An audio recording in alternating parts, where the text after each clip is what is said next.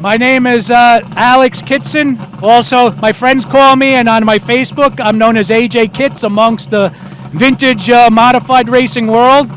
I'm Freddie Harbach's son-in-law, Freddie the Flying Dutchman Harbach. I'm married to his lovely daughter, who I met, Joanne, also known as JoJo, who I started dating in 1981. Got very close with Fred, and we got married in 1983. So I was involved in being on the pit crew for the x90 from 1983 till 1992. We actually still run one of our Pintos, this car, which we're in the process of restoring, and hopefully we'll have it out here within a couple weeks. We run our last car, which is a 92 Troyer chassis modified that Freddie won his last race ever here, and we won the track championship in 1992, which is what this race is all about. It's 30 years ago, how quickly time flies. Standing here next to our trailer, aka our Freddie Museum, which this was actually, the history on this car quickly was, this was our first Cavalier, which actually ran at Islip Speedway. First Cavalier ever. That was from 1984. Then going down the line, we actually have this car, which was built in the mid-60s. Freddie raced this car when he wasn't running his own x89s for Butch Masika. It's a 37 Pontiac body on a 1956 Chevy chassis with a big block in it. Kind of fun to drive, but as Fred used to say, these are the Cadillacs and the Lincolns and Rolls Royces, and this was another word which we won't use, but this was a car that Fred raced at the same time. Oh, by the way, this car won an All-Star League race at Islip Speedway, the Schaefer 100 in 1969. So it was a race winner. The All-Star League was a league that was formed that they raced on dirt and asphalt that Fred was in. And he ran this car at the same time, which a lot of people hopefully remember was his X89 coach. He ran this a lot on dirt and asphalt as well. This is one of the first cars Freddie used to race. He actually won a track championship in 1960 with it at Old Bridge Speedway, which sadly is no longer there in New Jersey. This was actually a championship car too, known as Beulah 3. This was one of Fred's Pintos when he used to run two similarly built cars, and this car finished number 2 in national NASCAR points. Not the modified tour, national NASCAR points. Finished number 2 to Jerry Cook, 1976. So this is what we're here running tonight. This is our last car that we ever raced. This is not a replica. This is the real deal. Obviously, we've cleaned it. It still has some of the original dents from 1992 in it. It's obviously been modified as far as safety features go and so on and so forth. And our engine that's in the car is actually a brand new Macbeth's racing engine. So it is a real race car. It's not a replica. And Freddie was a little bit shorter than me. Even though if you read I'm 6 feet tall, even if you read Freddie's racing stats, he used to joke around, he used to say he was 5'11". Well, if Fred's 5'11", then I'm 6'5", which I'm not.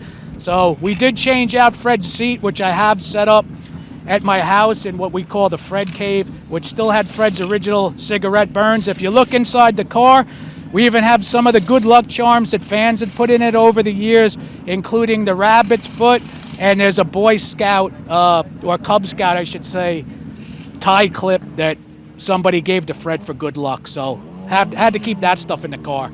But we also have our trailer here that we welcome anyone to please come and visit us after the races, all the fans. We call it our mini Fred Museum, which it's a whole combination of posters and everything else that we have of Fred over the years. Obviously, we have a lot of posters of our 18 Coupe. This is Fred in 1970 at Islip Speedway. Above it is Fred in 1970 at the Eastern States 200, which the car actually finished 10th that year. The year before, 1970, he finished 7th, which, considering Fred was known for asphalt, was pretty amazing. This is actually pictures of Fred on our last night with this particular car, and I even noticed a dent still in our quarter panel there. That's Fred after taking the checkers. And yeah, the rest of all of these posters are, I mean, it's Fred from all over the years. I have posters, some pictures of Fred dating back to the late 50s, early 60s in here.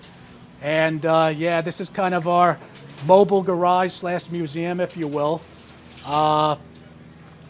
Which, a funny Fred story, Fred was an old timer. He did not like enclosed trailers because he wanted you, the fans, to actually see the race cars up close. So this is, I use it as a museum, so to speak. So even though this isn't the same as being an open trailer, it does keep the car clean, and also we're able to display so many different posters and pictures of Fred. Here's a cool one. There's Fred from, it's the picture's from '62, but that's actually Fred in 1959 that they used some file footage.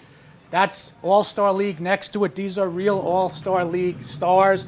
When you used to run the All-Star League, they would give the drivers these red and blue stars back in the good old days. And here's a little Freddie Harbach trivia. Fred won the very first All-Star League race, which was July 4th, 1967 at Albany Saratoga Speedway, which is now dirt, but at the time was asphalt. In this car, this is actually from the same night. We call this the Scroll Coupe, which Fred was very successful with. You can see we have a lot of other photos of the good old Scroll Coupe. Yeah, there's Fred in 1957. You fans can see that's how far cars have evolved over the years. And that was Fred's fire suit. You know, the old, it was half made out of leather helmet, and you wore what you wore, nothing fancy, like it is today with fire suits, and all the good old safety things that they have now. But we welcome everybody to come visit us. Please come see us after the races. Sit in the car. That was one of the big things. Fred used to love having kids sit in the car, which we don't care if you're a big kid or a little kid, you can sit in our race car. So,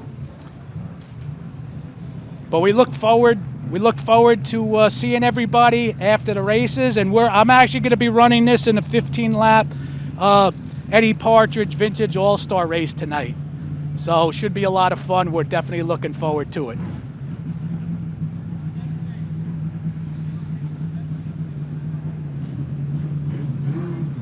All right, I think that should be pretty good.